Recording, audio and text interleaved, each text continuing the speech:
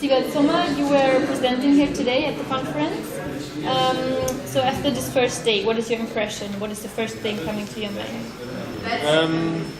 Very high level of discussions, very high level of presentations, not just scratching the surface of good ideas, but actually going very deep into the ideas and the philosophies behind it. It's very good, yes. And have you become aware of something new within your field that is taking place maybe here in Denmark or elsewhere that you got aware of today? Yes, the second presentation, but also the third presentation on the monetary system, I think they really added to the ideas of the cooperatives, and I see a lot of potential in the cooperative movement isn't perfect, certainly not, and they gave me very good ideas on how to improve the cooperative business model. Okay. And what is your vision of a better world? My vision of a better world? A bit philosophical. It's a sustainable world, a world where we are, where citizens and the human society is in balance with nature and the economy. And for humans, it's a more fair and equitable and more democratic society. Yes. So do you think we can achieve that with the energy cooperatives? The energy cooperatives are only a part of the solution. We need a more equitable and more fair economy, and I think the cooperative model is a tool to reach that in all kinds of different forms, in the energy field, in the healthcare field, in the food field. But we need, what we've seen today is monetary change, and we need improvements on how we deal with resources and economies. And concerning the energy cooperatives, what about the challenges of free riders that might, the participants that might not contribute the way they're supposed to? We're all part of a society, and we're all part of, everybody contributes in their sense. We don't live in a Stalinistic cooperative utopia.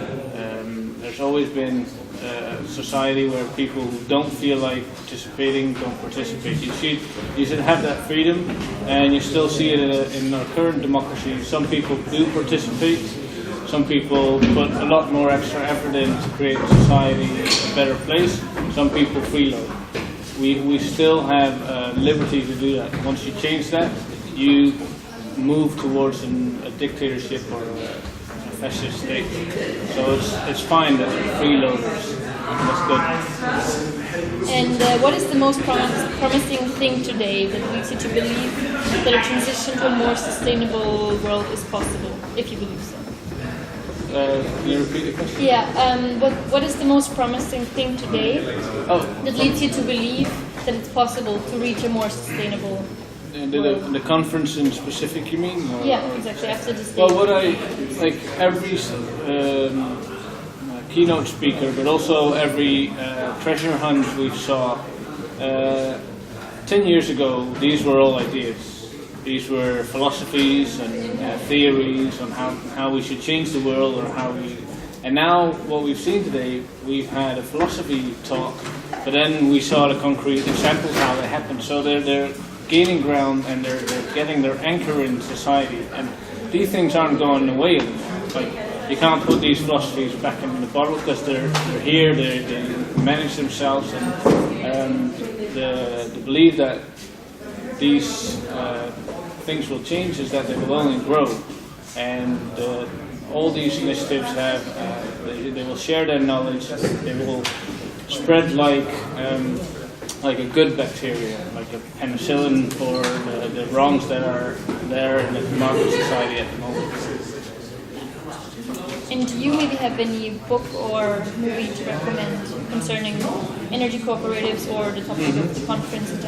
There is a documentary on Rescopes. It was filmed here in Copenhagen.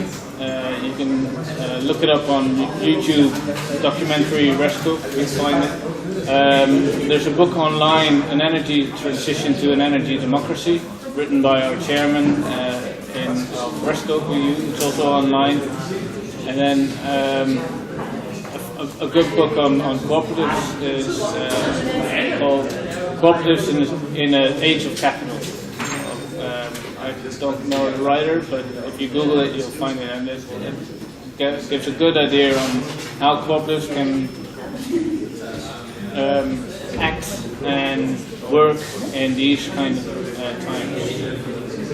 Okay. And do you have anything else to add? No, I love the fact that there were a lot of young people here, that it wasn't just grey old men who worked 60 years in the fossil industry and now want to change.